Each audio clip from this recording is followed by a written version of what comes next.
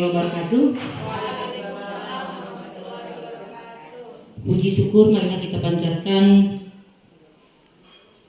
kepada Allah Subhanahu wa taala sehingga kita dapat berkumpul di ruangan yang berbahagia ini, dan selawat beriring salam kita hadiahkan ke Nabi besar Muhammad sallallahu alaihi wasallam yang kita nantikan syafaatnya di hari kemudian. Adapun pertemuan kita pada pagi hari ini yaitu tentang pengimbasan aksi nyata budaya positif yang dibawakan oleh Ibu Susi Ahiriani Siregar, CGP Angkatan ke-8 Tapanuli Selatan SMA Negeri 20 Sipiro. Kepada Ibu Susi Ahiriani Siregar kami persilakan. Terima kasih kepada moderator yang sudah memberikan kesempatan kepada saya untuk melakukan sosialisasi. Jadi yang mau saya lakukan di sini adalah sosialisasi budaya positif, sosialisasi budaya positif di sekolah. Tapi sebelumnya saya mengucapkan banyak sekali terima kasih kepada Bapak Ibu sekalian karena berkenan untuk mengikuti kegiatan sosialisasi yang saya lakukan hari ini. Nah, sekali lagi terima kasih banyak. Seperti yang Bapak Ibu lihat di slide ya. Jadi hari ini kita akan membahas mengenai pentingnya budaya positif di sekolah. Ya, budaya positif di sekolah. Jadi kalau kita lihat di sekolah kita sebenarnya sudah ada budaya-budaya positif yang kita lakukan di sekolah kita. Contohnya misalnya dengan menyapa teman atau mengucapkan salam ketika bertemu dengan apakah dengan teman, apakah dengan guru, itu sudah merupakan salah satu contoh budaya positif.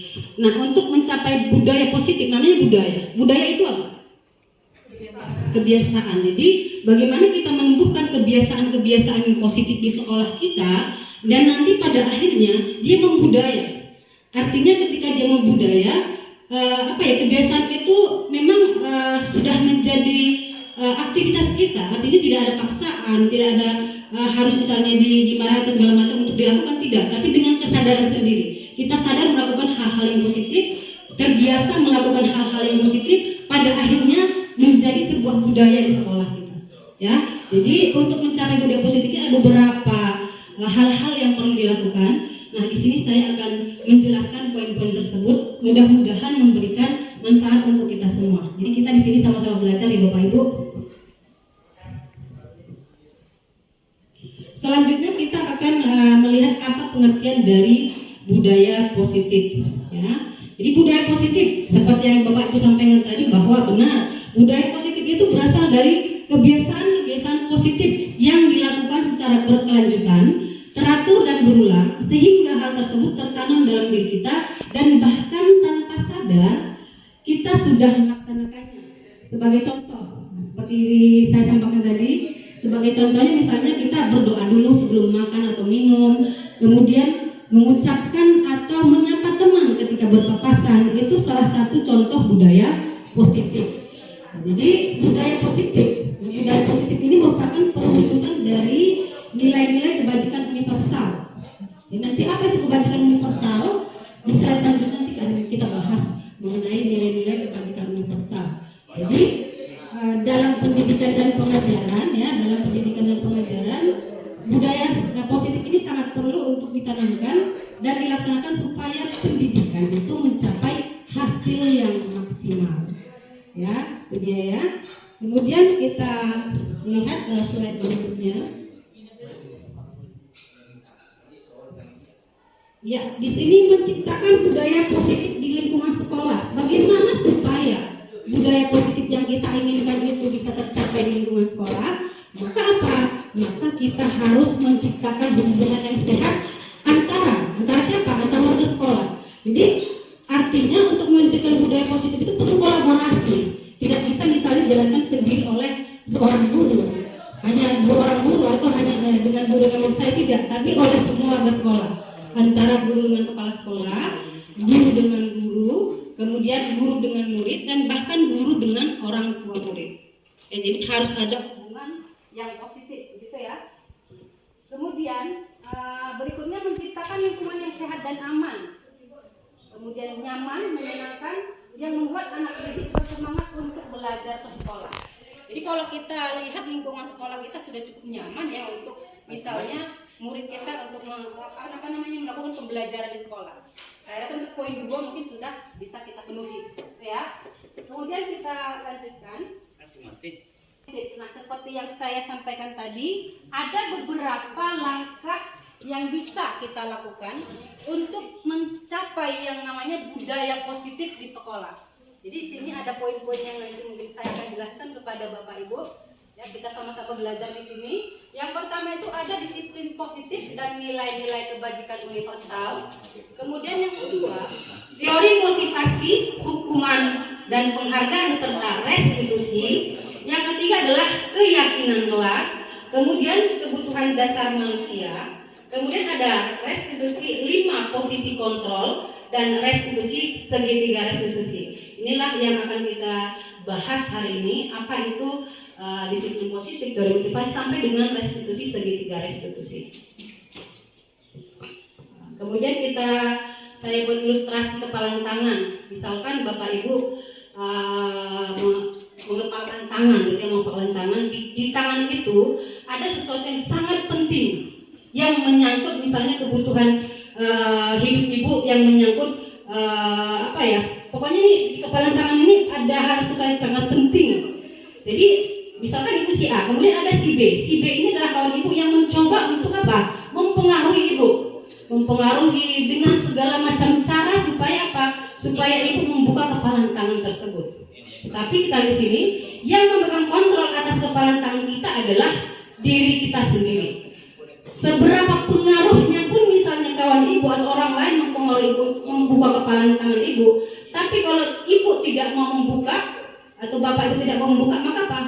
Bapak ibu akan tetap menggenggam kepala tangan tersebut. Artinya apa di sini? Bahwa apa? Yang memegang kontrol atas diri kita adalah diri kita sendiri. Kemudian tidak ada orang yang bisa mempengaruhi atau memaksakan kehendaknya. Jadi kontrol atau kendali itu ada dalam diri kita sendiri. Ya, bukan karena pengaruh dari orang lain, gitu ya. Kemudian kita lihat slide berikutnya di sini. Nah, saya menampilkan salah satu teori dari Dr. William Glasser. Jadi bapak ini adalah beliau ini adalah psikiater dan pendidik. Jadi dalam teori kontrolnya dia mengatakan ada teori miskonsepsi terhadap makna-makna kontrol itu sendiri. Jadi saya ambil contoh di sini adalah ilusi guru mengontrol murid. Jadi Bapak Ibu bisa baca di situ, pada dasarnya kita tidak dapat memaksa murid untuk membuat sesuatu jika murid tersebut memilih untuk tidak melakukannya. Ya, jadi walaupun nampaknya mungkin dalam faktanya keseharian kita seperti itu ya, walaupun nampaknya kita atau guru itu sedang mengontrol perilaku murid, hal itu terjadi apa? Hal itu terjadi karena si murid itu mengizinkan guru mengontrol dirinya. Jadi jika kita, jadi artinya di sini bahwa apa? Murid itu mau kita atur bukan karena kontrol dari kita, tetapi karena apa? Karena kemauannya sendiri, dia mengizinkan bahwa dirinya dikontrol oleh kita, ya. Jadi kemudian di situ jika kita ingin membuat perubahan, maka ubahlah terlebih dahulu pola pikir kita, kemudian terapkan dalam sikap dan perilaku kita, dan secara konsisten dilakukan dalam kehidupan sehari-hari. Jadi di sini berkaitan dengan pola pikir kita. Jadi di sini saya menampilkan ada pola pikir paradigma kita sebagai manusia. Ada di sini 2 pola pikir. Ada yang stimulus respon dan teori kontrol. Coba Bapak Ibu lihat perbedaan dari pola pikir ini. Yang stimulus respon dengan teori kontrol. Coba yang stimulus respon, realitas. Kalau kita pola berpikir kita sesuai dengan stimulus respon, maka kita menganggap semua orang itu adalah sama. Sama ketika misalnya kita di kelas, gitu ya. Kalau kita di kelas, kadang-kadang apa? Kita menganggap murid itu kebutuhannya semua sama, ya kan? Jadi itu kita berarti masih menggunakan apa? Pola pikir stimulus respon. Tapi kalau untuk nilai kontrol, realitanya bahwa apa? Kebutuhan kita itu berbeda. Benar tidak Bapak Ibu? Benar, bahwa kebutuhan murid itu berbeda. Kita misalnya tidak bisa menerapkan satu metode saja untuk membuat semua murid itu paham, misalnya dengan materi yang kita ajarkan. Nah, jadi di sini realitas bahwa kebutuhan murid itu berbeda atau kebutuhan kita itu berbeda. Kemudian semua orang melihat hal yang sama. Di teori kontrol kita kan setiap orang memiliki gambaran yang berbeda. Kita semua ini memiliki gambaran yang berbeda tentang apa itu di balik kita, kan? Jadi kita nggak bisa menyamakan persepsi orang dengan persepsi kita, gitu ya. Kemudian kita mencoba mengubah agar orang itu berpandangan sama dengan kita. Teori kontrolnya apa? Kita berusaha memahami, ya, kita berusaha memahami pandangan orang lain tentang dunia. Ya. Kemudian perilaku buruk dilihat sebagai suatu kesalahan. Padahal di teori kontrol dikatakan semua perilaku itu sebenarnya memiliki tujuan. Ya. Kemudian di situ orang lain bisa mengontrol saya. Di stimulus respon di teori kontrolnya ada hanya Anda yang bisa mengontrol diri Anda dan sebagainya, sampai dengan metode berpikir menang kalah kita harus menggunakan metode berpikir menang, gitu ya. Jadi artinya Bapak Ibu, ketika kita ingin mengubah murid, gitu ya, ketika kita ingin menginginkan sesuatu bahwa murid itu bisa berubah ke hal yang positif, maka apa? Kita dulu yang berubah mindset kita, pola pikir kita, pandangan kita terhadap si murid itu sendiri. Dengan apa? Dengan memakai teori kontrol ini sendiri. Memang tidak mudah gitu ya, tapi kita di sini sama-sama belajar bagaimana supaya kita betul-betul nanti bisa menerapkan teori kontrol itu dalam kehidupan kita. Ya, kita lanjut ya Bapak Ibu. Nah, di sini ada kata disiplin. Nah, disiplin. Kalau kita katakan disiplin, mungkin apa? Kebanyakan kita menganggap disiplin itu berhubungan dengan tata tertib, teratur, atau patuh pada peraturan. Ya kan Bapak Ibu? Disiplin berarti patuh, harus patuh sesuai dengan aturan itu ya. Padahal apa? Kata disiplin itu juga sering dihubungkan dengan hukuman. Sama ketika misalnya kita di sekolah ini, ketika misalnya siswa melanggar peraturan, kita langsung menghukum. Kenapa kita menghukum? Karena dia melanggar disiplin. Itu ya Bapak Ibu. Ya. Jadi disiplin sebenarnya di sini adalah apa? Disiplin sebagai bentuk kontrol diri, yaitu belajar untuk kontrol diri agar dapat mencapai suatu tujuan yang mulia. Jadi tujuan mulia di sini mengacu pada nilai-nilai prinsip-prinsip mulia yang dianut oleh seseorang. Nanti itu kita namakan dengan kebijakan atau nilai-nilai kebijakan universal. Jadi disiplin itu sebenarnya adalah kesadaran diri, bukan karena misalnya dia harus dipaksa baru menaati peraturan, bukan. Jadi disiplin di sini adalah bagaimana seorang murid itu secara sadar melakukan hal-hal yang misalnya sesuai dengan aturan tanpa kita harus memaksa, tapi apa, dengan kesadaran diri sendiri. Dia meyakini nilai-nilai kebajikan itu memang harus dilakukan supaya apa? Supaya kehidupannya ke depan lebih baik, seperti itu Bapak. Jadi yang mau kita tumbuhkan di sini adalah bagaimana agar si siswa itu sadar kenapa dia harus menjalankan disiplin. Iya Bapak Ibu. Kita lanjut di sini. Jadi seseorang yang memiliki disiplin diri berarti mereka bisa bertanggung jawab terhadap apa yang dilakukannya karena mereka mendasarkan tindakan mereka pada nilai-nilai kebajikan universal. Ya.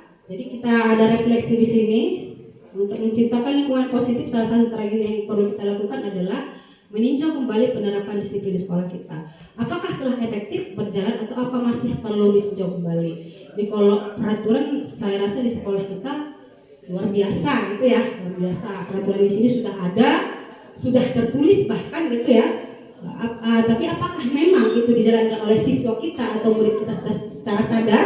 Mungkin itu yang perlu kita telah kembali. Apakah memang mereka melakukannya karena kesadaran sendiri? Ya. Nah, berkaitan tadi dengan nilai-nilai kebajikan universal, ya. Jadi nilai-nilai kebajikan universal itu berarti nilai-nilai yang disepakati bersama terlepas dari suku, bangsa, agama, bahasa maupun latar belakangnya. Jadi Dr. William Glasser dalam teori kontrol mengatakan bahwa setiap perbuatan memiliki tujuan yang dapat dikaitkan dengan nilai-nilai yang kebajikan yang diyakini oleh seseorang, maka kalau dia sudah melakukan itu berdasarkan kesadaran dirinya, maka motivasinya adalah motivasi intrinsik, timbul dari dalam diri seseorang itu sendiri. Nah, berkaitan dengan nilai-nilai kebajikan. Nah, ini kan yang mau kita terapkan. Inilah yang mau kita terapkan di sekolah kita berkaitan dengan profil pelajar Pancasila. Sebenarnya ada banyak nilai-nilai kebajikan gitu ya. Nah, secara umum gitu ya di sekolah, inilah yang diterapkan profil pelajar Pancasila. Bagaimana nanti itu murid itu memiliki keenam dimensi ini.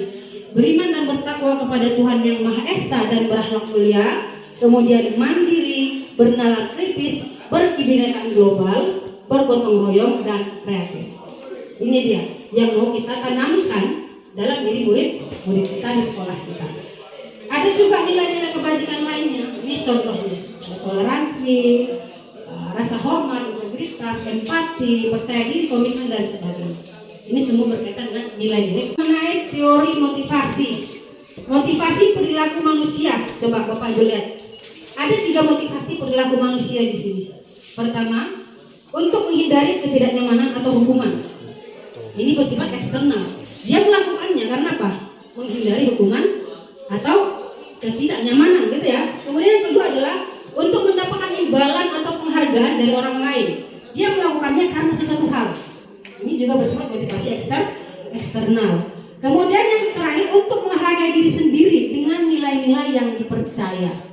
Ya, jadi motivasi yang membuat seseorang memiliki disiplin positif karena motivasi berperilakunya bersifat internal. Inilah yang poin ketiga, inilah yang mau kita harapkan ada dalam motivasi para murid. Motivasi intrinsik. Dia melakukan karena apa? Nilai-nilai yang dia percaya dan dilakukan secara sadar. Ya, kita lihat berikutnya. Ini ilustrasinya. Mungkin sama seperti saya gitu ya. Apakah motivasi saya misalnya sebagai seorang guru saat kita hadir mengajar di kelas tepat waktu, motivasi apakah yang mendasari kita? Apakah kita datang tepat waktu karena tidak ingin ditegur oleh atasan gitu ya? Kemudian untuk menghindari ketidaknyamanan gitu kan? Kemudian apakah kita datang tepat waktu karena ingin mendapat pujian atau penghargaan? Atau apakah kita datang tepat waktu karena nilai-nilai yang kita percaya? Jadi kita juga mungkin berbicara pada diri sendiri gitu kan, apa motivasi saya datang tepat waktu ke sekolah? Apakah karena untuk misalnya agar tidak dimarahi misalnya oleh atasan, atau hanya untuk mendapatkan penghargaan, atau memang kita sadar kita melakukannya karena tanggung jawab misalnya, karena menghargai waktu dan lain sebagainya. Ya, itu dia ilustrasinya ya. Kemudian berkaitan dengan kita lihat di sini ketika kita melakukan apa ya, ketika murid melanggar sesuatu gitu ya, yang kita lakukan itu kalau tidak hukuman konsekuensi gitu kan, kalau tidak hukuman konsekuensi. Jadi kita lihat dulu, pertama kita lihat dulu ada apa perbedaan antara hukuman dan konsekuensi. Coba, lari mengelilingi lapangan bola basket 2 kali karena terlambat hadir di sekolah, menurut Bapak Ibu itu hukuman atau konsekuensi? Hukumankah atau konsekuensi? Hukuman, betul. Kemudian membersihkan coretan yang dibuat di meja tulis, coba Ibu. Membersihkan coretan yang dibuat di meja tulis, kalau itu dia berarti konsekuensi dari perbuatan. Betul sekali ya, betul sekali. Betul yang disampaikan Bu Ika. Yang kedua itu adalah konsekuensi. Kemudian yang ketiga, coba. Nomor 3, murid diminta untuk push up 15 kali karena tidak menggunakan masker ke sekolah, itu merupakan hukuman. Iya, ya, betul ya, itu merupakan hukuman. Berikutnya mengganti kertas, coba ya Bu Irma dulu gitu. Terbaca ya, coba buat menit. Keempat, menggantikan kertas tugas sama yang telah dicoret dalam Ya, konsekuensi ya. Nah, saya setuju ya. Jadi kalau kita lihat kan ada perbedaan hukuman dengan konsekuensi. Jadi coba kita lihat apa perbedaannya di situ. Benar yang Bapak Ibu sampaikan bahwa yang pertama itu merupakan hukuman, yang kedua adalah konsekuensi, ketiga adalah hukuman, dan seterusnya yang terakhir adalah hukuman. Selanjutnya, nah ini dia perbedaan hukuman dengan konsekuensi. Kalau dia hukuman diberikan bisa berupa fisik maupun psikis. Jadi anak-anak itu cenderung tersakiti. Benar nggak Bapak Ibu? Benar. Jadi ketika kita menghukum, baik secara fisik maupun psikis, sebenarnya dia merasa tersakiti, ya kan? Sementara dia konsekuensi bersifat didikan atas kesalahan yang dilakukan. Ya, itu dia perbedaan hukuman dengan konsekuensi. Tapi lain dari itu gitu ya, ada yang namanya restitusi. Selain hukuman, konsekuensi, ada yang namanya restitusi. Ya, jadi restitusi ini adalah tindakan terhadap suatu pelanggaran yang pada umumnya berbentuk hukuman atau konsekuensi, namun ada program disiplin positif yang kita namakan dengan restitusi. Restitusi adalah proses menciptakan kondisi bagi murid untuk memperbaiki kesalahan mereka, sehingga mereka bisa kembali pada kelompok mereka dengan karakter yang lebih kuat. Artinya, ketika kita melakukan restitusi, si anak sendirilah yang nanti mencari solusi terhadap permasalahan yang dia punya. Ya, di restitusi ini mengajak si murid itu ya, mengajak si murid itu apa? Menemukan sendiri apa kira-kira solusinya supaya tidak membuat kesalahan yang sama. Nah, inilah yang mau kita terapkan sebenarnya untuk mencapai restitusi ini di sekolah kita, gitu ya. Kemudian kita lihat ini dia 9 ciri-ciri restitusi, ya. Bukan untuk menembus kesalahan, tapi untuk apa? Belajar dari kesalahan. Kalau hukuman itu kan menembus kesalahan, benar nggak? Konsekuensi itu menembus kesalahan, benar nggak, Bang? Tapi restitusi di sini adalah untuk apa? Belajar dari kesalahan. Kemudian yang kedua adalah memperbaiki hubungan. Kalau hukuman itu kan cenderung kalau kita memberikan hukuman kata-kata melotot, kemudian menunjuk-nunjuk, suara kita keras itu kan. Kalau di restitusi tidak, kita seperti apa? Mengobrol, berkomunikasi dengan murid. Jadi apa? Memperbaiki hubungan. Kemudian bersifat tawaran, bukan paksaan. Jadi kita apa? Mengajak atau menawarkan bagaimana kira-kira solusinya supaya kamu tidak melakukan hal yang sama. Kemudian restitusi itu menuntun untuk melihat ke dalam diri. Ke dalam diri ya Bapak Ibu. Artinya apa? Si murid melihat ke dalam diri. Oh, ternyata gitu ya. Apa yang saya perbuat itu salah. Kemudian apa? Restitusi mencari kebutuhan dasar yang mendasari tindakan. Nanti kita pelajari mengenai 5 kebutuhan dasar manusia. Kenapa kita perlu mempelajari itu, gitu ya? Kemudian restitusi adalah cara yang paling baik. Restitusi fokus pada karakter bukan tindakan, dan restitusi itu fokus pada solusi. Ya, kita lanjut Bapak Ibu. Nah, ini sudah kita terapkan Bapak Ibu, sudah ya. Jadi kemarin itu coach kita Pak Akhir ini sudah membuat program mengenai keyakinan kelas di kelas 10. Ini juga sudah kita buat, gitu kan? Mengapa ada keyakinan kelas? Mengapa tidak peraturan kelas saja? Kan gitu. Jadi ilustrasinya, contoh di sini. Mengapa kita memiliki peraturan tentang penggunaan helm pada saat mengendarai kendaraan bermotor? Coba, kenapa kita harus menggunakan helm Bapak Ibu? Supaya apa? Supaya terhindar dari kecelakaan. Supaya terhindar dari kecelakaan. Berarti untuk menjaga keselamatan. Supaya terhindar dari kecelakaan. Mengapa kita memiliki peraturan tentang penggunaan masker dan mencuci tangan setiap saat? Supaya apa? Supaya kita dapat menjaga kesehatan dan terhindar dari polutan atau penyebab penyakit. Ya, tepat sekali ya Bapak Ibu. Supaya kita bisa menjaga kesehatan, ya. Jadi ilustrasi ini benar yang dikatakan Bapak Ibu ya. Kenapa kita harus menggunakan helm dan sebagainya? Kemungkinan jawabannya adalah untuk keselamatan, betul ya. Kemudian poin kedua adalah untuk apa? Menjaga kesehatan, ya. Jadi di sini itulah nilai-nilai keselamatan dan kesehatan inilah yang disebut dengan keyakinan. Kita melakukannya karena kita ya yakin. Kalau saya nggak pakai, keselamatan jiwa saya mungkin apa? Terganggu gitu kan. Kalau saya nggak pakai, kesehatan saya mungkin akan terganggu. Itulah yang disebut dengan keyakinan. Kita yakin, kemudian kita melakukannya, ya. Jadi nilai-nilai kebajikan menekankan pada keyakinan seseorang dan lebih termotivasi dari dalam diri. Kemudian murid pun demikian. Mereka perlu mendengarkan dan memahami arti sesungguhnya tentang peraturan-peraturan yang diberikan. Apakah tujuan dari peraturan tersebut. Jadi mereka mengerjakannya bukan karena takut, bukan karena dipaksa, tapi karena mereka tahu apa tujuan mulia dari apa yang mereka lakukan.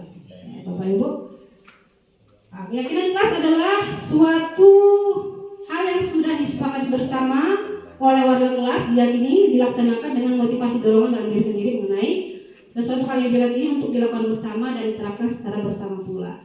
Ya, jadi di kelas kita, di kelas 10 ya, rata-rata itu sudah mempunyai namanya keyakinan kelas. Mungkin pertanyaannya apakah memang sudah dilakukan sesuai dengan keyakinan ke kelas? Apakah penerapannya sudah kita laksanakan atau belum? Jadi saya rasa untuk prosedur pembuatannya kita sudah paham ya, karena kita sudah buat gitu ya. Ini dia prosedur pembentukan keyakinan kelas. Jadi contoh negatif bisa jangan di kelas, kita bisa contoh dengan buat dengan kalimat positif menjaga ketenangan atau kenyamanan di kelas. Jadi kalimat-kalimatnya kalau bisa kalimat-kalimat yang positif sesuai dengan nilai-nilai profil Pancasila gitu. Ya. Nah, ini contoh dari keyakinan kelas. Nah, kita sudah familiar sebenarnya dengan keyakinan kelas ini karena memang sudah kita terapkan gitu ya. Kemudian kita lihat ada 5 kebutuhan dasar. Ya, ada survival, belonging, power, freedom, fun. Ini survival. Survival di sini adalah kebutuhan untuk bertahan hidup. Kebutuhan bertahan hidup adalah kebutuhan yang bersifat fisiologis untuk bertahan hidup, misalnya kesehatan, rumah, makanan, dan sebagainya. Jadi dia bersifat biologis jasmani kita. Jadi kebutuhan yang pertama adalah kebutuhan dasar kita, ya, kebutuhan untuk bertahan hidup. Jadi ketika kita melihat murid kita mungkin mengantuk dan sebagainya, mungkin apa salah satu kebutuhan dasarnya tidak kita penuhi? Apa? Makan misalnya. Ya kan? Kemudian yang kedua adalah kebutuhan untuk mendapatkan rasa kasih sayang dan rasa diterima. Kebutuhan untuk disayangi dan diterima meliputi kebutuhan untuk hubungan, koneksi sosial, kemudian kebutuhan seperti teman, keluarga, pasangan hidup dan sebagainya. Ini dia kebutuhan mendapatkan rasa kasih sayang. Selanjutnya kebutuhan penguasaan. Jadi pengakuan atas kemampuan. Kebutuhan ini berhubungan dengan kekuatan untuk mencapai sesuatu, menjadi kompeten, menjadi terampil dan seterusnya. Ya. Jadi dia ingin diakui atau dihargai gitu ya. Kemudian kebutuhan akan kebebasan untuk menentukan pilihan. Jadi kebutuhan untuk bebas adalah kebutuhan akan kemandirian, otonomi, memiliki pilihan dan mampu mengendalikan arah hidup seseorang. Anak-anak dengan kebutuhan kebebasan yang tinggi menginginkan pilihan mereka, banyak bergerak, suka mencoba-coba dan tidak terlalu terpengaruh oleh orang lain. Ya, selanjutnya kebutuhan akan kesenangan, kebutuhan untuk merasa senang, bermain, tertawa, untuk merasakan hal-hal yang menyenangkan, itu juga saya rasa dibutuhkan oleh murid kita, gitu ya. Selanjutnya adalah lalu kenapa kita harus memahami 5 kebutuhan dasar itu? Menurut Bapak itu kenapa kita harus paham 5 kebutuhan dasar manusia itu? Hanya itu. Ya, kenapa kita harus memahami 5 kebutuhan dasar? Ada kebutuhan dasar itu. Baik, seperti yang Ibu sebutkan tadi, kenapa kita harus memenuhi 5 kebutuhan dasar? Pada prinsipnya setiap manusia memiliki kebutuhan, mulai dari kebutuhan untuk bertahan, kebutuhan akan cinta, kebutuhan primer dan lain sebagainya. Kenapa kita harus memenuhi kebutuhan itu? Karena memang pada dasarnya kita butuh itu. Jadi secara dari alasan kita memenuhi karena apa? Misal tadi bertahan, misalnya bertahan hidup, setiap orang misalnya melakukan dengan cara mencari pekerjaan. Kalau untuk cinta, kebutuhan untuk kasih sayang, misalnya kita mencari hubungan yang baik. Mungkin kira-kira seperti itu. Terima kasih. Terima kasih Bu Samsi, jawaban yang bagus sekali ya. Jadi kenapa kita harus mengetahui 5 kebutuhan dasar murid kita, supaya karena memang kebutuhan itu harus terpenuhi gitu ya. Salah satunya lagi supaya kita mengetahui alasan kenapa murid kita melakukan pelanggaran, gitu ya.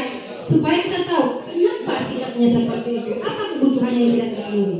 Contoh, ketika dia misalnya mengantuk di kelas, tidak terlalu memperhatikan guru, mungkin apa salah satu kebutuhan dasarnya itu tidak terpenuhi, ya kan? Bisa saja mungkin apa dia merasa bosan gitu kan, dia ingin suasana baru gitu kan, sehingga apa dia melakukan hal-hal yang menyimpang dari yang seharusnya.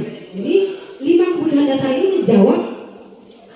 sebenarnya alasan.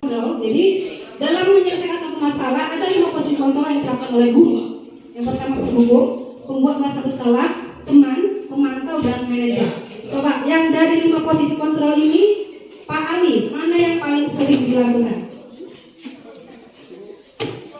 Terima kasih Bu. Sebagai guru-guru pengalaman di kelas melakukan restitusi yang sering kita lakukan adalah pemantauan dan teman. Artinya apa? Ya kita tetap kontrol terhadap anak didik ketika dia melakukan kesalahan untuk menghindari kesalahan yang berkelanjutan. Terus teman ya, kalau kita bisa sebagai guru harus bisa memposisikan diri guru ini menjadi teman di waktu-waktu tertentu apapun yang dibutuhkan oleh siswa. Itu saja Bu. Terima kasih. Saya menambahkan Bu, kalau Pak Ali mungkin guru yang sangat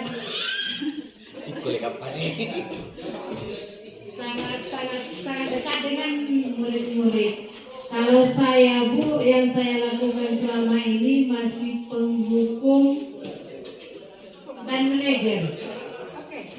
Oke. Jadi penghukum itu saya laksanakan sebelum tahu tentang kurikulum merdeka. Tapi mudah-mudahan setelah kita mengikuti kurikulum merdeka, perlahan-lahan penghukum itu mulai dikurangi. Tapi kalau hilang secara total belum bisa Bu. Mungkin sekian yang bisa saya sampaikan. Terima kasih. Ya, terima kasih kepada Pak Ali dan pesertanya ya, itu bagus sekali jawabannya. Jadi untuk Pak Ali kata tadi adalah teman dan pemantau, gitu ya. Teman dan pemantau, kemudian itu Aisyah durasi apanya tadi adalah penghukum dan manajer. Sebenarnya kalau di dalam posisi manajer itu sudah sangat luar biasa ya bukannya ya. Nah, itu tadi katanya setelah melakukan kurikulum merdeka, barulah diketahui sebenarnya posisi guru itu adalah posisi yang paling baik adalah posisi manajer. Coba kita lihat satu persatu sebenarnya apa hasil dari 5 posisi kontrol ini. Penghukum ini biasanya kita menggunakan hubungan fisik maupun verbal. Kemudian guru seperti senantiasa percaya hanya ada satu cara pembelajaran agar bisa berhasil, yaitu dengan cara menghukum. Kemudian penghukum biasanya itu nada suaranya tinggi, bahasa tubuhnya matanya melotot, jari menunjuk atau menghardik. Benar ya Bapak Ibu? Ya. Kemudian kita lihat hasilnya. Hasil dari menghukum adalah kemungkinan murid akan marah dan mendendam atau bersifat agresif. Ya. Kita kemudian yang kedua kita lihat yang pembuat merasa bersalah. Pembuat merasa bersalah pada posisi ini biasanya guru akan bersuara lembut. Pembuat merasa bersalah menggunakan keheningan dan membuat orang lain merasa tidak nyaman, bersalah atau rendah diri. Contoh misalnya kata-katanya, ibu sangat kecewa sekali dengan kamu. Atau contohnya, berapa kali bapak harus memberitahu kamu, gitu ya? Atau misalnya gimana coba, kalau orang tua kamu tahu kamu berbuat begini, mungkin pernah kita lakukan gitu. Gimana kalau orang tua kamu tahu? Bagaimana kalau misalnya wali kelas kamu tahu dan sebagainya? Ya. Jadi hasilnya apa? Hasilnya adalah murid akan merasa bersalah telah mengecewakan ibu atau bapak gurunya. Bersalah mungkin karena apa? Gagal dan tidak sanggup membahagiakan orang lain, merasa bersalah. Jadi kadang-kala sikap seperti ini lebih berbahaya daripada sikap menghukum. Karena apa? Karena emosi itu tertahan dalam diri murid. Murid menahan perasaan. Jadi itu dia kalau dia pembuat merasa bersalah. Kemudian yang ketiga adalah teman. Tadi Pak Ali mengatakan teman. Posisi kontrol sebagai teman. Guru cenderung bernada secara ramah, gitu ya. Kemudian akrab, bercanda, bahasa tubuhnya itu merapat pada murid, matanya tersinggung gunakan dan sebagainya, ya. Contoh misalnya, Adi, ayolah bagaimana sih kamu? Kemarin kan kamu sudah janji ke bapak, bukan? Kenapa terlambat lagi? Nah, jadi dengan suara yang ramah gitu ya, ya sudah, tidak ada apa-apa. Duduk dulu sana, nanti bapak balik. Ini contoh dia kalau kita posisi sebagai teman. Hasilnya apa? Jadi kalau di sini perasaan murid mungkin akan tersugesti gitu ya, mau nurut, tetapi akan tergantung pada guru tersebut. Nah, kita lihat di situ hasilnya. Posisi di teman di sini bisa positif dan negatif. Bisa positif. Kenapa bisa positif? Karena apa? Guru di posisi teman menggunakan hubungan baik dan humor untuk mempengaruhi seseorang. contoh seseorang di antara guru dengan murid itu bisa akrab gitu ya. Negatif karena apa? Bila suatu saat guru itu tidak membantu gitu ya, maka apa? Murid itu akan merasa kecewa. Murid akan merasa kecewa dan dia hanya mau bertindak pada guru-guru tertentu, tidak pada semua guru, hanya pada guru yang itu tadi menganggapnya sebagai teman. Nah, jadi itu dia. Kemudian pemantau. Jadi pemantau berarti mengawasi.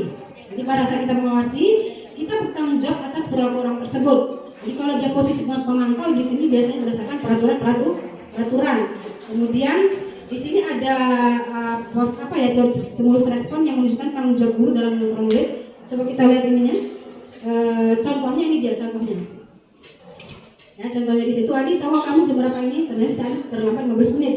Dan untuk hukumannya adalah konsekuensinya adalah Adi harus tinggal di kelas pada jam istirahat karena untuk mengerjakan tugas yang tertinggal. Ya, kita lihat hasilnya di sini. Apa hasilnya setelah guru melakukan posisi pemantau? Di situ adalah hasilnya murid memahami konsekuensi yang harus dijalankan karena telah melanggar peraturan.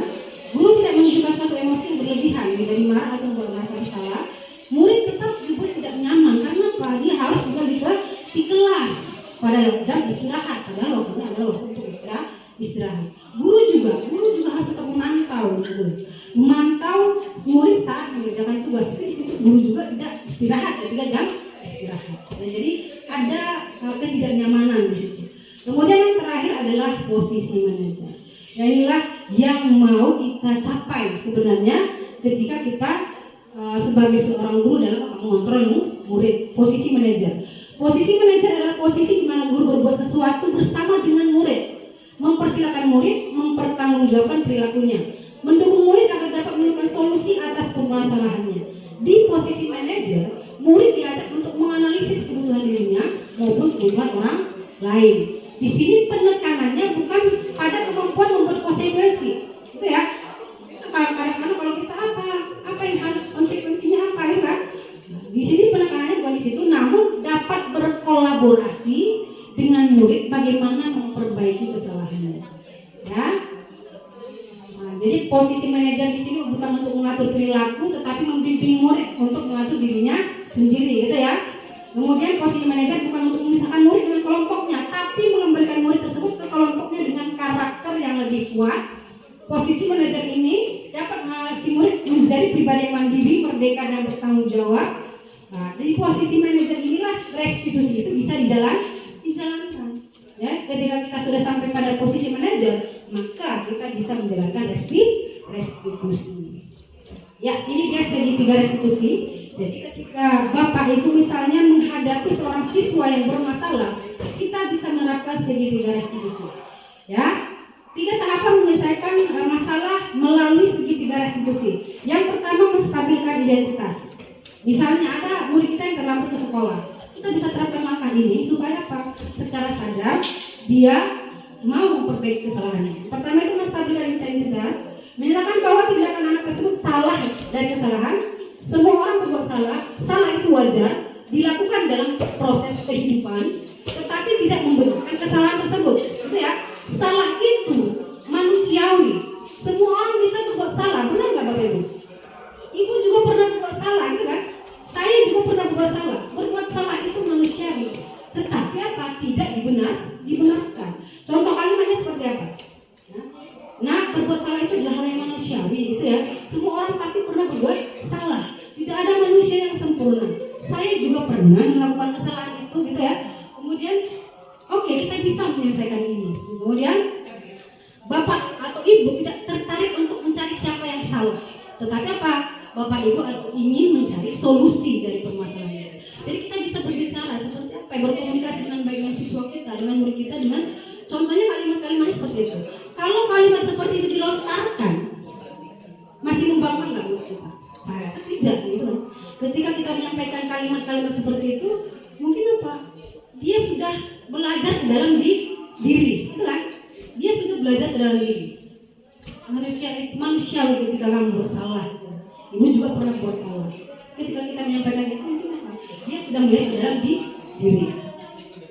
Tidak ada alasan Ibu rasa saya rasa bagian untuk apa mengelak gitu kan? Tidak kan apa? Kita bicaranya seperti itu. Kita tidak menyudutkan, gitu kan? apa? Ajak dia berkomunikasi dengan kalimat-kalimat yang seperti itu tadi, Bu.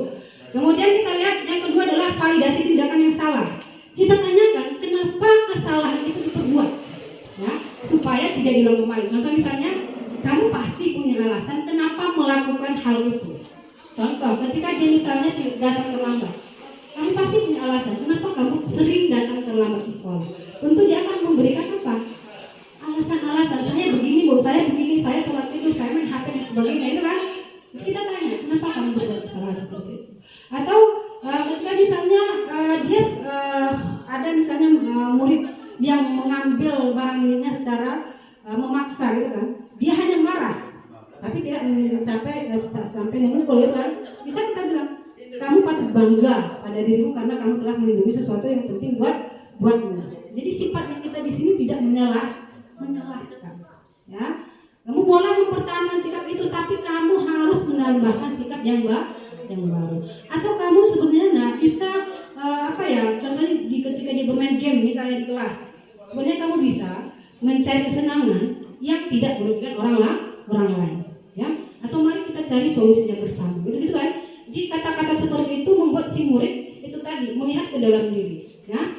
Kemudian menanyakan keyakinan, menanyakan perubahan dan perbaikan ke depan. Kapan bisa dilaksanakan? Kapan atau perubahan atau perbaikan itu dilakukan? Contoh kalimatnya misalnya, apa yang kita percaya sebagai keyakinan kelas? Kita sudah punya yang namanya keyakinan kelas. Kita kembalikan saja ke situ. Ya? Kemudian apa nilai-nilai yang kita sepakati? Apa bayangan kita tentang kelas yang ideal? Kamu mau jadi orang seperti apa? Di kata-kata seperti ini, contoh ketika kita kembali ke keyakinan kelas tadi, kita tanyakan misalnya dia datang terlambat. Coba keyakinan kelas mana yang telah kamu langgar? Pasti dia bilang datang tepat waktu. Belum tepat waktu. Kalau misalnya keyakinan kelas itu ada datang tepat waktu. Nah, jadi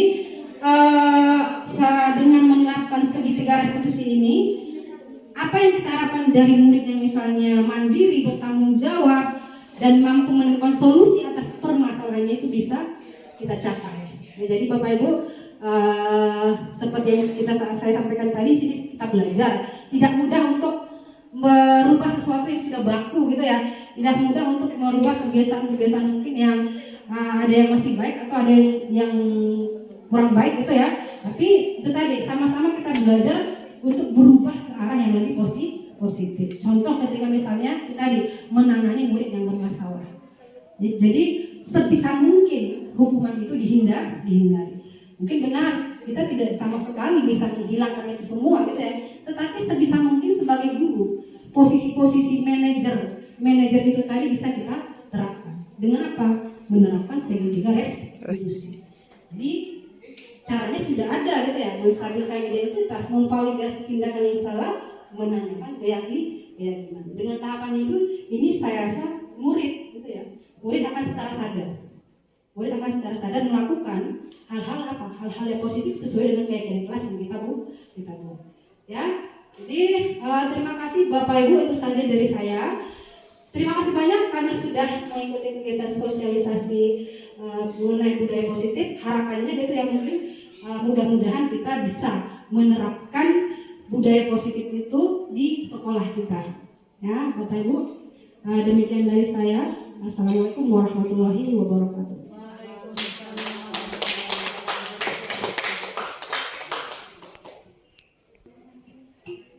Demikianlah sosialisasi dari Ibu Susi Ahiryani tentang budaya positif yang bisa kita dengarkan atau saksikan tadi. Mudah-mudahan apa yang disampaikan oleh Ibu tadi bisa kita terapkan di sekolah kita. Assalamualaikum warahmatullahi wabarakatuh. Perkenalkan, saya Nur Samsi, guru bimbingan konseling dari SMA Negeri 20 Sipirok. Saya telah mengikuti diseminasi dari Ibu Susi Ahiryani dengan topik budaya positif. Dengan mengikuti diseminasi ini, saya merasa senang dan bangga karena saya memiliki pengetahuan dan wawasan baru tentang budaya positif, di mana beberapa topik yang saya dapatkan diantaranya adalah disiplin positif, nilai-nilai kebajikan universal, teori motivasi, restitusi, dan lain-lain. Dengan adanya diseminasi ini, saya bertekad dan akan menerapkannya dalam menyelesaikan masalah yang dihadapi oleh anak-anak. Maka dari itu, saya akan mencoba menerapkan dari perlahan-lahan, mulai dari menegakkan disiplin positif pada setiap pelanggaran yang dilakukan anak-anak. Demikian, saya sudahi. Assalamualaikum warahmatullahi wabarakatuh. Assalamualaikum warahmatullahi wabarakatuh. Nama saya Ika Amelina Harahap. Saya salah satu guru biologi di SMA Negeri 20 Sipiro yang mengikuti diseminasi dari Ibu Susi Akhiriani. Saya merasa senang ketika mengikuti diseminasi ini karena secara otomatis saya mendapatkan ilmu dan pengetahuan yang baru dalam menerapkan budaya positif di lingkungan sekolah.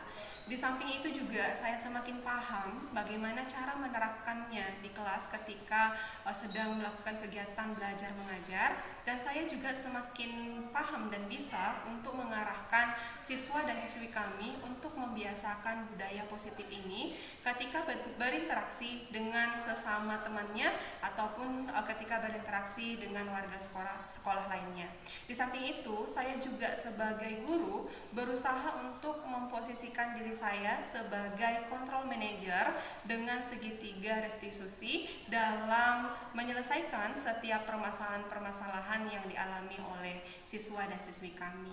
Demikianlah testimoni dari saya. Assalamualaikum warahmatullahi wabarakatuh.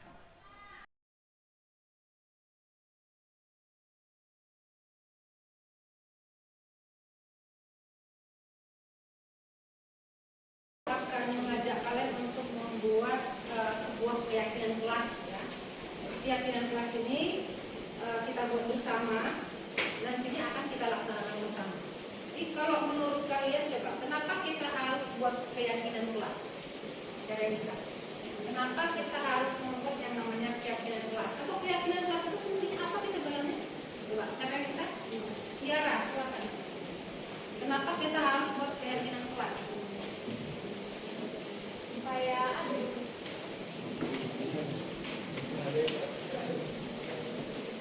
supaya ini Bu, supaya kesepakatan bersama dari anggota kelas dan kesepakatan yang adil dan kesepakatan bersama. Jadi kata Tiara supaya ada kesepakatan yang akan dilakukan bersama, betul ya. Kemudian kesepakatan ini juga secara adil menurut pendapat dari setiap orang gitu ya dalam kelompok. Ya, betul sekali. Kemudian ada keyakinan kelas, ada peraturan kelas, gitu ya. Apa bedanya kira-kira peraturan dengan keyakinan? Cara ini saja. Beda peraturan dengan keyakinan. Efek kita.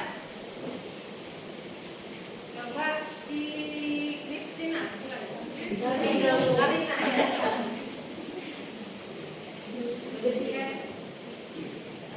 Menurut saya Bu, bedanya keyakinan kelas sama peraturan kelas, saya seperti yang dikatakan Tiara tadi, jika keyakinan itu Bu, keyakinan kelas itu kayak kesepakatan yang disetujui oleh anggota-anggota kelas. Kalau misalkan peraturan itu dia hal-hal atau sesuatu yang mesti kita patuhi Bu, ataupun hal-hal yang terlarang yang tidak kita lakukan. Jadi bagus sekali ya, Karina. Jadi kalau kata si Karina, keyakinan kelas itu berasal dari kalian gitu ya, dari masing-masing murid dalam kelas. Kalau peraturan mungkin datangnya tidak dari kalian, karena peraturan sekolah mungkin datangnya dari sekolah gitu ya, memang sekolah. Jadi menurut kalian, menurut kalian lebih bagus keyakinan kelas atau peraturan kelas? Lebih bagus keyakinan kelas atau peraturan kelas? Atau mau kita buat peraturan kelas? Atau mau kita buat keyakinan kelas? Kan gimana? Keyakinan atau peraturan? Keyakinan. Makanya di sini Ibu mengajak kalian untuk kita bersama gitu ya, membuat keyakinan kelas. Keyakinan kelas yang diharapkan nanti dari keyakinan kelas yang kita buat, kita bisa melaksanakan bersama. Ya. Jadi keyakinan kelas yang mau kita buat ini berasal dari profil pelajar Pancasila. Pernah dengar profil pelajar Pancasila? Pernah. Jadi profil pelajar Pancasila itu ada 6 dimensi. Ada 6 dimensi. Coba dimensi yang pertama apa? Beriman dan bertakwa kepada Tuhan Yang Maha Esa dan berakhlak mulia. Yang kedua, berkebinekaan global. Yang ketiga apa? Bergotong royong. Yang lagi? Mandiri, bernama kritis dan juga kreatif. betul-betul belajar Pancasila itu, kemudian kita buat dalam kalimat-kalimat yang positif. Kita buat dalam kalimat-kalimat yang positif. Contoh misalnya dimensi pertama, beriman dan bertakwa kepada Tuhan Yang Maha Esa dan bertakwa mulia. Mungkin nanti di keyakinan kelas kita bisa buat misalnya bersikap jujur, gitu kan, mempunyai sopan santun dan lain-lain. Paham? Bisa dipahami ya? Bisa dipahami. Jadi di sini sudah dibagi 5 kelompok. Nanti coba masing-masing kelompok memberikan pendapatnya atau sarannya, kira-kira keyakinan kelas mana atau keyakinan kelas apa yang akan kita buat di kelas saya ini. Saya rasa bisa kita mulai, silakan.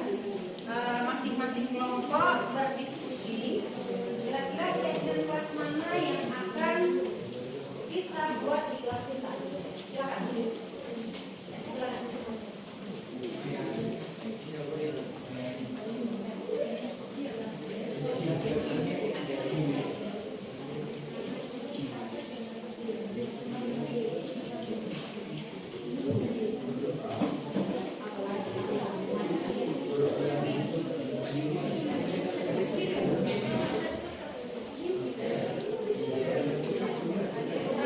Contoh keyakinan kelas ya.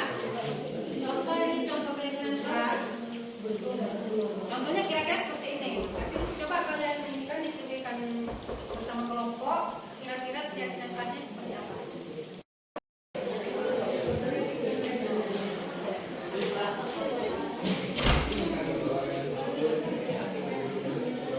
Boleh dari yang mengambilnya situ ya. Boleh benar kritik sama kira-kira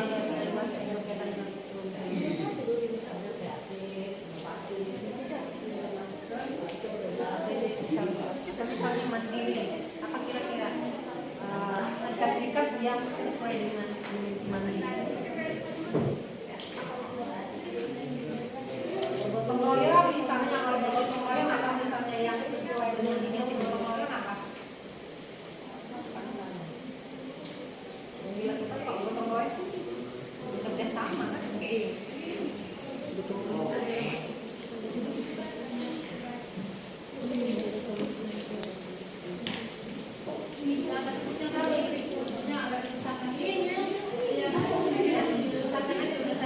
Tulisannya besar-besar aja ya, biar kelihatan kalau ditempel ya. Ini gimana penulisannya? Ini Pak.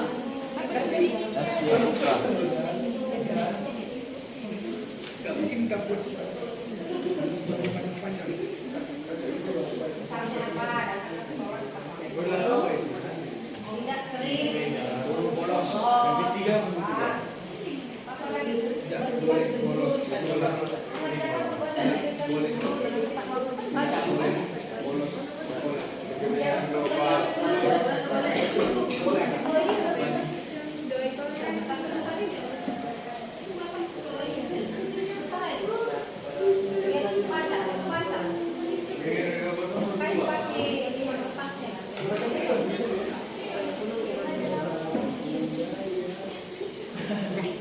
Tulisannya dibesarkan ya, biar kalau ditempel itu kelihatan.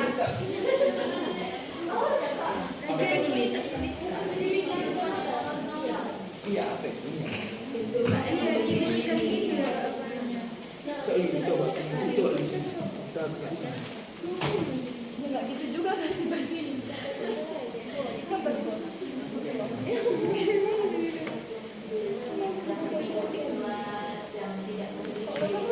Mau di model juga boleh, apa biar cantik dia nanti kelihatan keyakinan kelasnya.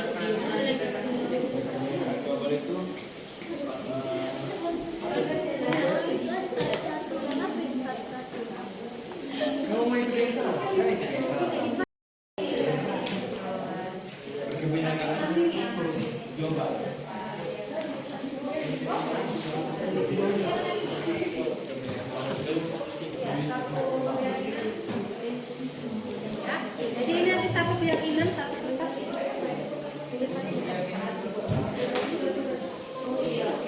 Ya. Kalau sudah selesai, silakan masing-masing kelompok keyakinan kelas itu diletakkan di meja. Ya, setiap kelompok silakan kelompok satu yang ini ya. Oke, kelompok satu.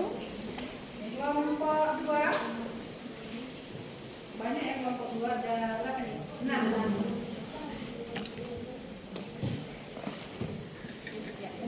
kelompok 2 ini ikut sama tulisannya. Oh sama.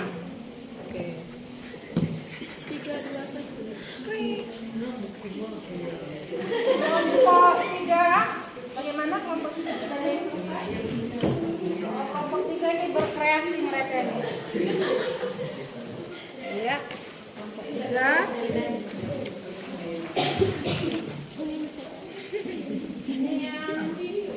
Yang apa? Yang kelompok 4 ya. Kelompok 4 hasil diskusi untuk membuat keyakinan kelas. Nah, gitu. Sudah coba perhatikan masing-masing kelompok. Kalau sudah selesai, berasa mulai dari kelompok 1. Silakan menempelkan keyakinan kelasnya di grafik yang sudah dibuat di papan tulis. Silakan. Ya, kelompok 1 juga nih.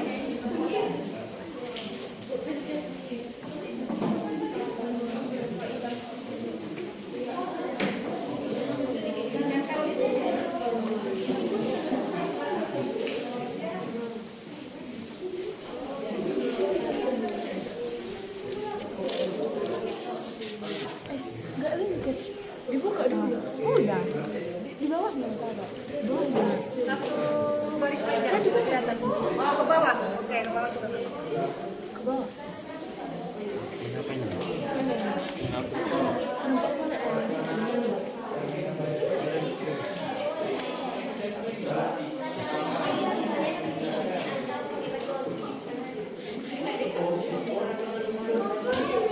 Nah ya, terima kasih kepada kelompok 1 ya. Keyakinan kelas dari kelompok 1. Kemudian yang kelompok 2, silakan yang kelompok 2 silakan tempel keyakinan kelasnya di depan kelas. Silakan. Ya, yang kelompok 2 silakan. Mewakili ya.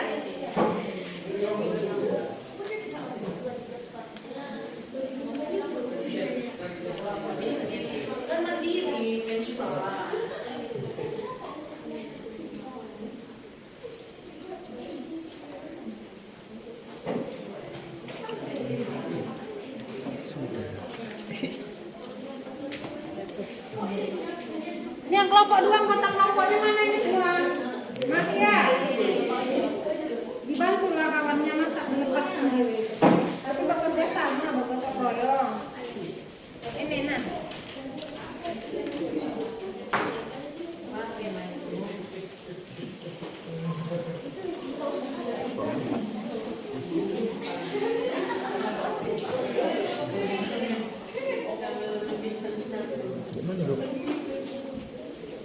Bisa. Enggak kuku-kuku.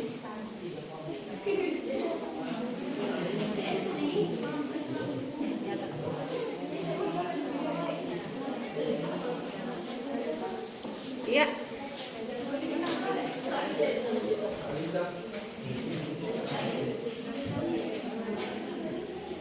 Ya. Kemudian yang kelompok 3 sudah. Silakan yang kelompok 3 ditempelkan ke depan kelas keyakinan kelas yang sudah dibuat. Silakan.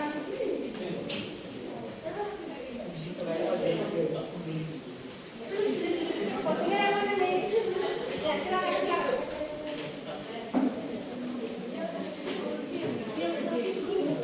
Dua orang.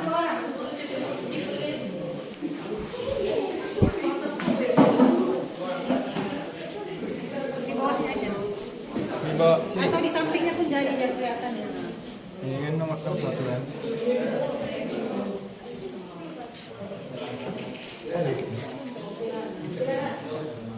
Cabut. Enggak. Berapa?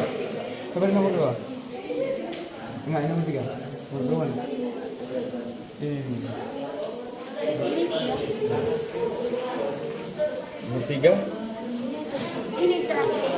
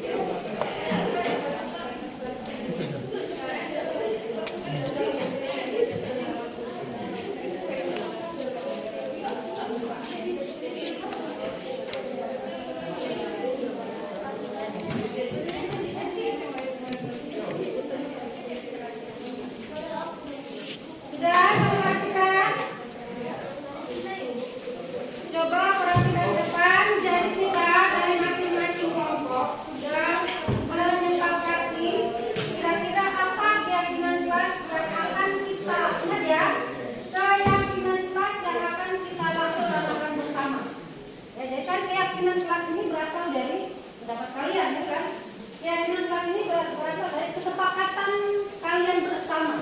Jadi kalau sudah yang namanya kesepakatan, kita sudah buat, silakan nanti dilaksanakan.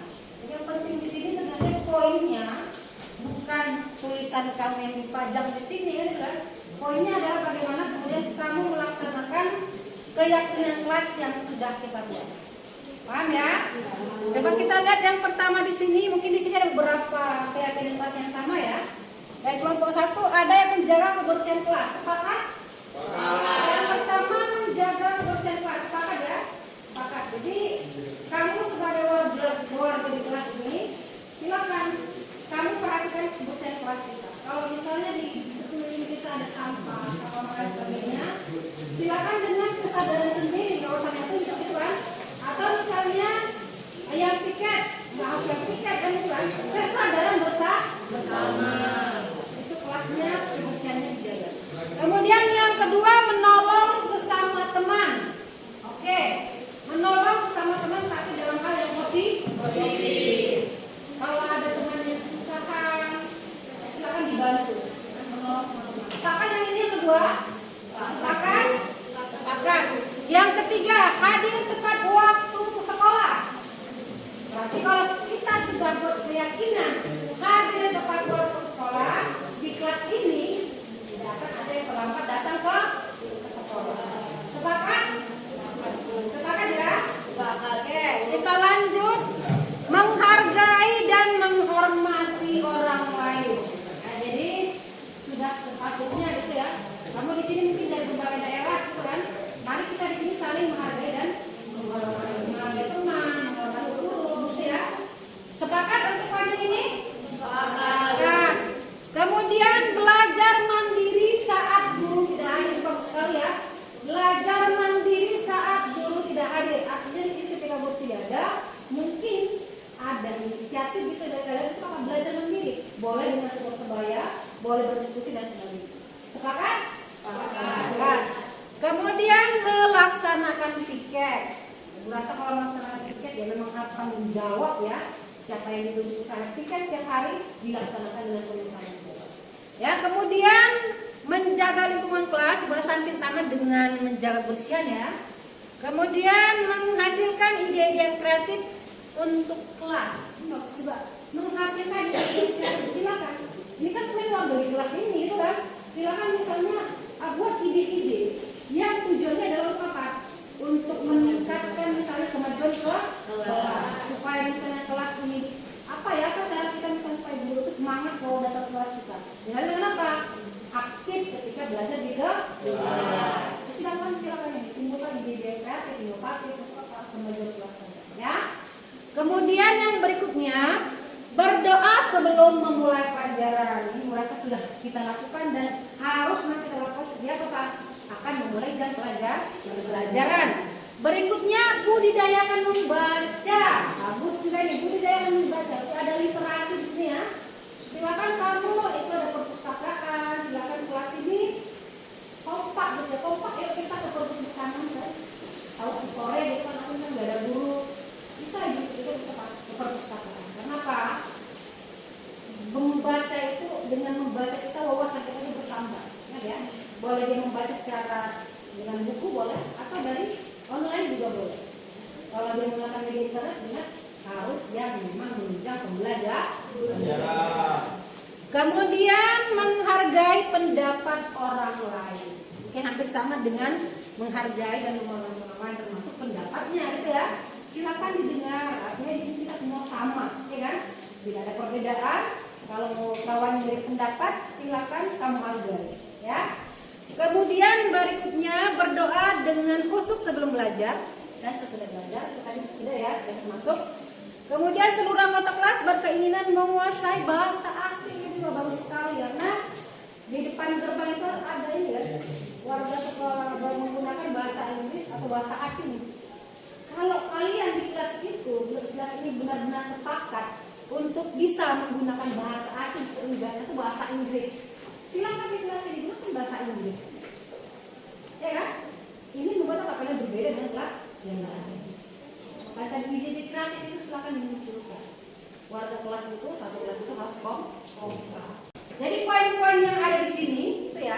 poin-poin yang ada yang sudah kalian sepakati, yang sudah ada dalam keyakinan kelas ini, itu tadi. Ibu harapkan bisa dijalankan untuk ke depannya. Ya. Jadi itu tadi ya, tidak hanya dalam bentuk tulisan saja. Poin pentingnya adalah bagaimana kamu kemudian bisa melaksanakan keyakinan kelas ini. Bisa? Bisa nggak itu? Bisa nggak kita terapkan keyakinan kelas ini? Bisa. Ya, kalau kita mau nggak jadi sulit sebenarnya, gitu ya. Asalkan apa kita mau berusaha. Dan ibu yakin kalau memang ini betul-betul dilaksanakan, kelas ini akan menjadi kelas yang baik sekali. Ya. Jadi ibu rasa kita sudah buat keyakinan kelas. Nanti kita laksanakan mulai besok atau mulai nanti kalau bisa ya. Jika pelajaran usai dan ke dimana maka ini sudah harus dijalankan. Ya. Rasa sudah cukup untuk hari ini. Mari kita laksanakan bersama. Baik kalian atau ibu akan melaksanakan keyakinan kelas. Nah ya, assalamualaikum warahmatullahi wabarakatuh. Waalaikumsalam.